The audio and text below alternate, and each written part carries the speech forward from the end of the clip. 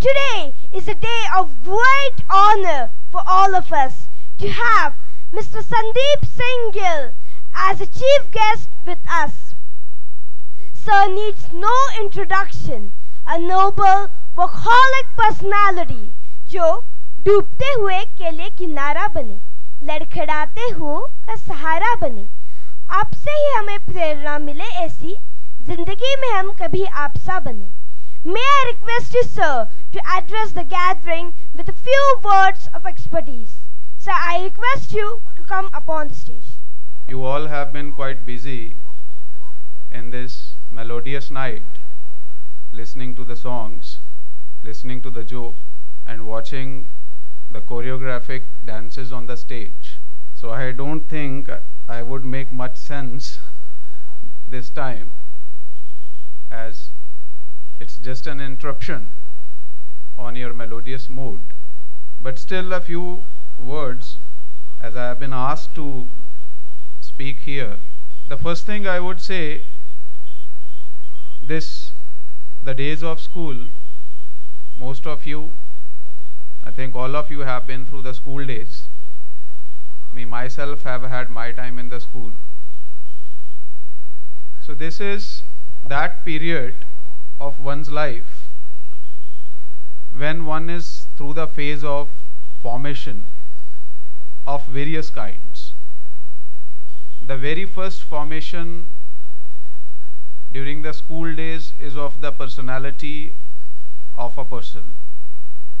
As I have seen, and the principal of the school has read out the report, a multifarious approach is being attended upon the students regarding their physical development, their educational development, and also their moral development.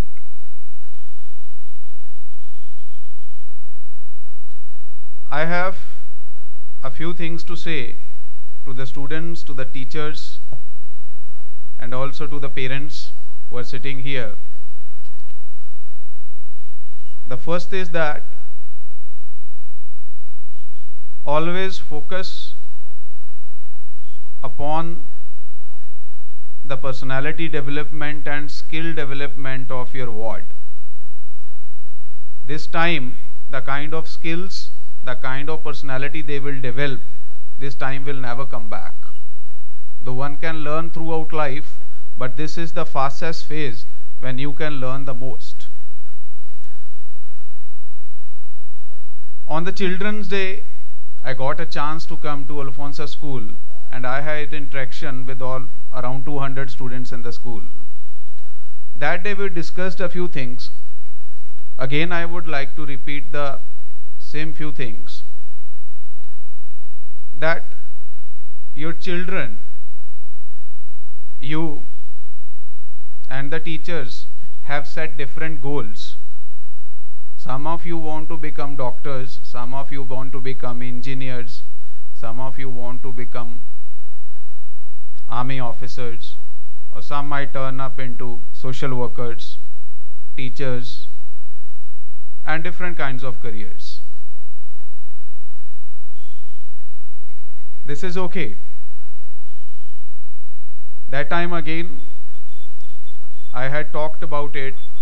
These are the professional facets of life.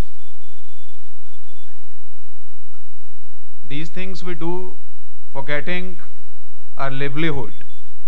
These are jobs for us. But who can do a good job? Who can follow a good profession? It all depends upon what kind of personality you have given to the society as a doctor, as a teacher, as a police officer, as an army officer, as a social worker, or whoever. So my point here is that whatever you become in your life, whatever you do, whatever goals you have, first you should try to know who you are. You should try to know who you are. What are your capabilities? What are your weaknesses and strengths? So how can you improve upon them? So for that, I suggest an approach. This is more for the parents and the teachers, that also try to work upon the soulful development of your wards. I'm not talking about any spiritualism here. I'm talking about the soulful development. Please give some time to your children and ask them to sit with themselves. Make it a habit for them that they talk to themselves for 5 minutes in the morning, they talk to themselves 5 minutes in the evening. All the answers of humanity lie within. All answers of humanity lie within. So many books we read, people do their researches, people do PhD, people do postdocs, but finally people are not happy. People reach positions, people are not happy. So how to be happy or how to feel satisfied? It's also not about becoming happy only. It's also about being satisfied, self-satisfied. You'll gain satisfaction only when you know who you are, what you can do for the betterment of the society. And for that, my only suggestion is that make your wards talk to themselves. All answers lie within. The problem here is that our life has grown very fast. We don't have time. We don't have time to look at the stars. We don't have time to look at the moon. We don't have time to look at the beauties of nature. We are all busy for the exams, either in school or in colleges or competitive exams. Then we are busy for what? We are busy for job seeking. Then we are busy for mate seeking. Then people are busy in their families. Then again that cycle continues. But we never talk to ourselves. When will you find the time to talk to yourself? A person who has crossed 30 and never talked to himself or herself, it is quite difficult for that person to talk again. So make it a habit for the children. Once again I would say, I repeat it with great emphasis, that make your children talk to themselves. The answers they can get from themselves, they won't get from any book of the world. All the answers lie within you. The only thing we have left thinking. We have left thinking. We read a lot. We watch a lot. We have a lot of information. We analyze things. But what we are missing today is thought, is idea. So, once again, it's the third time I am saying it, make your wards enriched with ideas. Make your wards enriched with thoughts. Make them thoughtful. Don't make them job seekers only. Don't just feed them ke aap ye baniye, you become doctors, engineers, officers and all. This is not enough. They won't be happy. They won't be satisfied.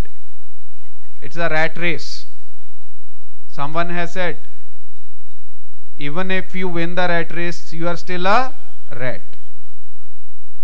Even if you win the rat race, you are still a rat. So make your wards talk to themselves.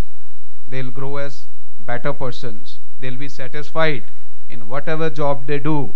They'll be satisfied in whatever course they take in their life. They'll be better persons. They will not fail. Even if you reach highest of the positions, there are chances of failure only because you are not enriched from within with the thought, with the idea. Make them talk to themselves. Thank you.